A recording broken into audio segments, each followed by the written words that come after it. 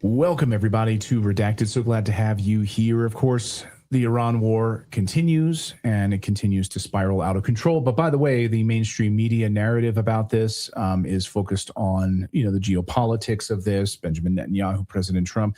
But what about the weather manipulation that's been unfolding across the skies of Iran? So we've been talking about drone strikes, air strikes, naval strategy, but what about bigger than that? What about things that have been in the works for a long time, such as weather manipulation? Now, why would they do that? In order to inflict mass suffering to achieve political aims? Well, this is something that Dane Wigington has been warning about, and he's going to join us in just a moment.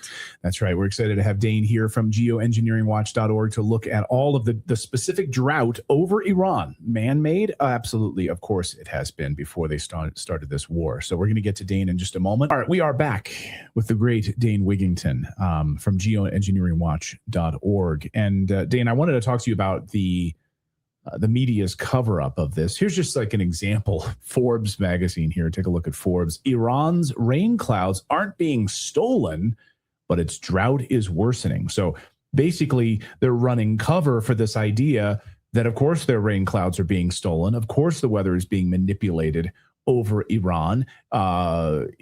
Down 89% this past year. Iran's meteorological organization said rainfall had decreased 89% this year compared with their normal averages, 89%. And so Forbes, the mainstream media, running cover for this. They're not having their clouds stolen. Yeah, it's truly criminal. We need to reach the proverbial pitchforks and torches moment. If Americans really care about what's being done to not just other people around the world, but us here. We have the same overall scenario happening here, Clayton and Natalie.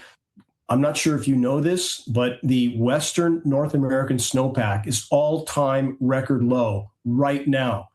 And even worse, that snowpack, much of it chemically nucleated, will sublimate. Much of it will sublimate. And that's what a chemically nucleated element does. It converts from a solid to a gas. Much of it bypasses the liquid phase. So the meager amount of snow that is in Western U.S. mountains is not going to create the runoff that it should have or would have if it wasn't chemically nucleated. Now we have 40 million people in the U.S. Southwest that are going to be high and dry in a few months. We have the two biggest reservoirs in the U.S. I'll bounce back to Iran in a moment. Give me 1 minute. I want to paint the picture that those in power don't have any more regard for Americans than they do the Iranians. So Matrix media is lying on every front about what's happening in other countries, about what's happening here. Matrix media serves the manipulators of the Matrix and no one else. And when will the public hold them accountable? When? What will it take? And the meteorologists, so-called weather experts, are literally, Clayton and Natalie, they're reading scripts. They're reading scripts that are passed down from defense contractors like Raytheon and Lockheed Martin that do all the weather modeling for the National Weather Service and NOAA. Why would we need private defense contractors that are neck deep in climate engineering, everything, to do the weather modeling for the nation's weathermen? Because they need the script to match. And the Matrix media, so-called weather experts, are simply script readers at this point. So I want to play a clip for you now. This is Kamala Harris, vice president of she was running for vice president of the United States, I believe. And she talked about she was wearing a COVID mask at the time, and she was talking about how the real next war is over water. Listen. For years and generations, wars have been fought over oil. In a short matter of time, they will be fought over water.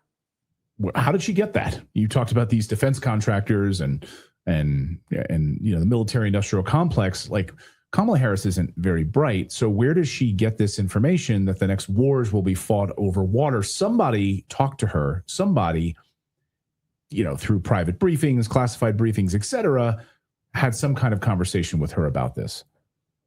Yeah, she's definitely not very bright. Biden didn't know what planet he was on. And now the current cast of Marvel comic book characters in the White House are the worst ever in regard to climate engineering. They're doing everything they can to cover the tracks of the climate engineers, gutting every form of environmental modification, every form of means of tracking climate engineering. So yes, Kamala was certainly given that news or that data. And we're back to, again, climate engineering being the crown jewel weapon of the controllers, the weapon with which they have been, can, and continue to manipulate populations, inflict misery on populations without those populations ever even knowing they're under assault. So again, for those that think that this weapon wouldn't be used against everyone that's in any way a liability to the controllers is a very naive notion.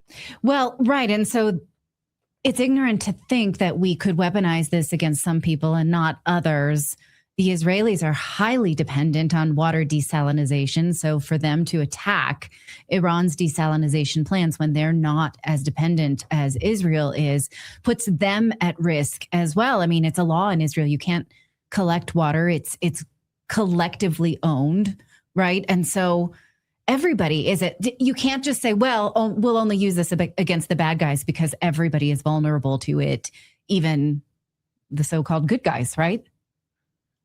Yeah, the so-called good guys. That's definitely the right term. How programmed Americans are to believe that all these quests of empire for resources around the globe is something to do with freedom and democracy. What an absolute farce that is. Smedley Butler said that very clearly, didn't he, after the end of his career, for those that haven't read his statement, that he compared himself as being a strong arm for the mafia. And that's exactly what it is. We have a criminal cabal masquerading as the U.S. government, and the last president to actually draw a line in the sand was JFK. And he didn't live long afterward, did he? Everything since is smoke and mirrors. Candidates are selected, not elected, and they're selected based on how much they polarize populations to keep populations' eye off the oncoming train. And again, ultimately, the underlying factor with all of this, what's happening in Iran and the former aggressive and genocidal actions in the Middle East that have been taking place for so very long, the bottom line foundational factor is biosphere collapse. And that's not on almost anybody's radar. People are pretending that as long as Walmart's open and McDonald's are selling Big Macs, everything will be fine.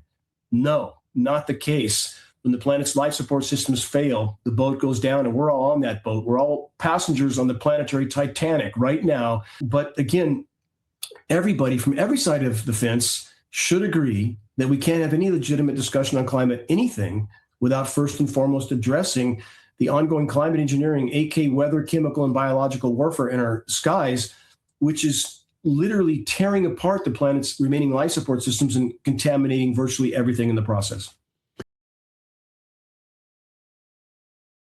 I've got one that can see.